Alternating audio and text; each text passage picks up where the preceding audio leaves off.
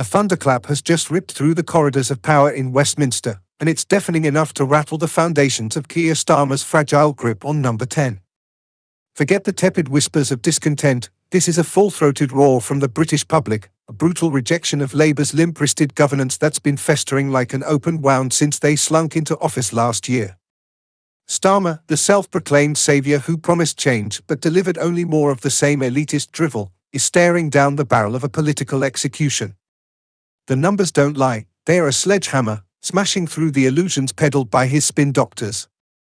Reform UK, led by the unapologetic Nigel Farage, isn't just rising, it's bulldozing the establishment with a ferocity that exposes Labour for the hollowed-out shell it is.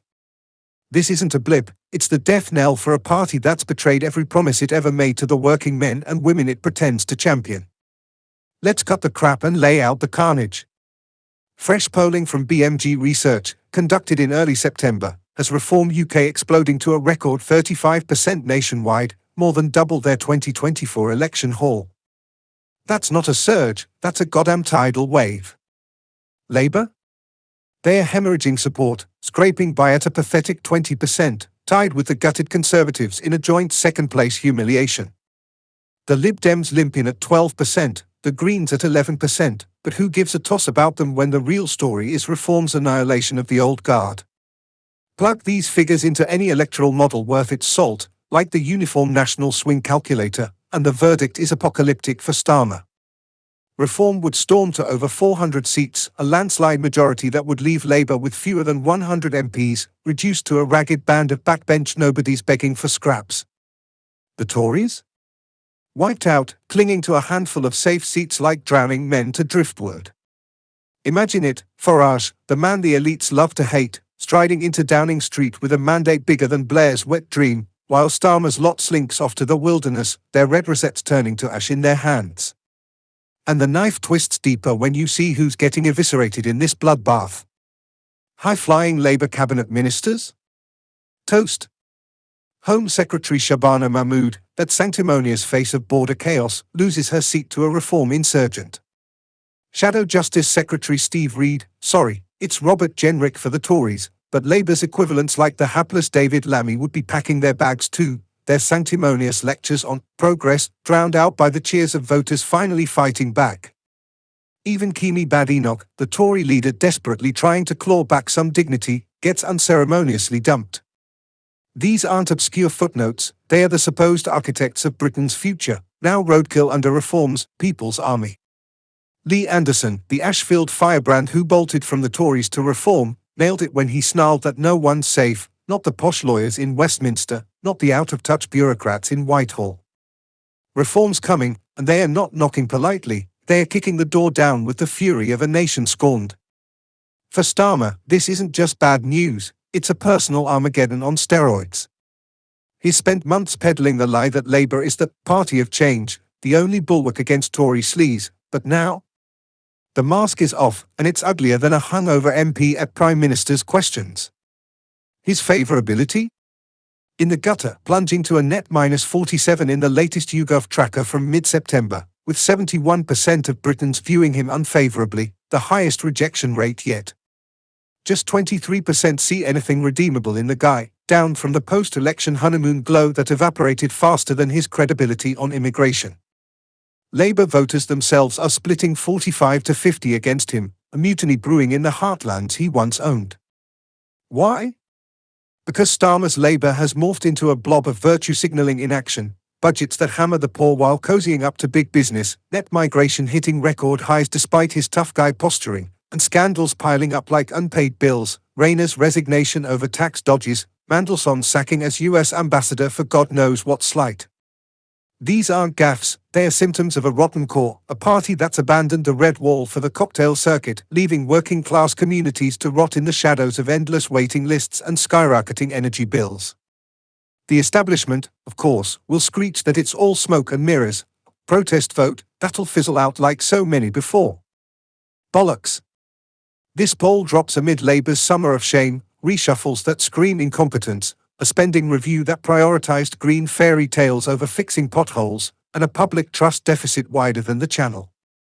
Reform isn't fading, it's feeding on the rage Starmer ignores, The 27% who now rank immigration as their top issue, up from 13% pre-election, with Farage's party leading 34% to Labour's measly 15% on handling it.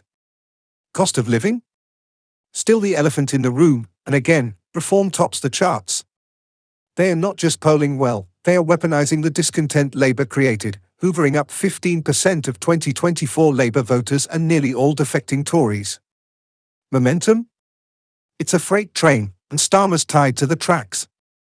Worse still for the PM, this humiliation plays out against a transatlantic bromance that's salt in the wound. Farage, fresh off a chummy Oval Office chinwag with Donald Trump last week, is flaunting the US president's nod like a badge of honor. Speaking to Sky's political desk, Farage crowed that Trump knows I'll be the next PM. He sees the parallels between what we're doing here and Make America Great Again. The Donald, ever the showman, reportedly quipped during their meet, "Nigel, you're tough on borders, tough on crime, drill that North Sea oil like we did shale, and Keir won't know what hit him." It's been a decade-long love-in, from Farage's 2016 rally cameos to Trump's birthday shout-out last year. "You look great, Nigel, you're a pivotal voice, and everyone's lucky to have you." No state banquet invite for Farage during Trump's latest UK jaunt?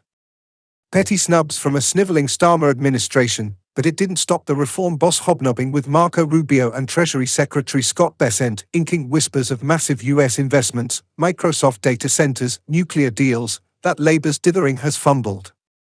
Trump himself, a Chequers farewell presser, gushed over the special relationship, but couldn't hide the dig. The US and UK have done more good than any two nations, thanks to British liberty, not the current lot smothering it.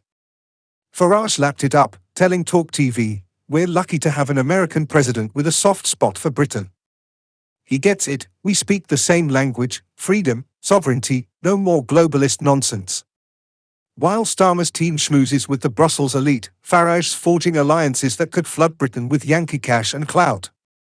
It's a masterstroke, underscoring Labour's isolation, snubbed at banquets, lectured on free speech. Farage's congressional testimony branding Britain, North Korea light, drew bipartisan barbs but amplified his martyr status, and outflanked by a rival who's got the White House on speed dial.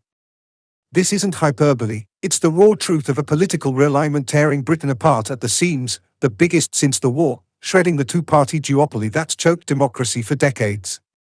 Reform's ascent isn't about nostalgia, it's a reckoning for the betrayals, open borders flooding jobs, NHS queues that mock world-class care, taxes that punish aspiration.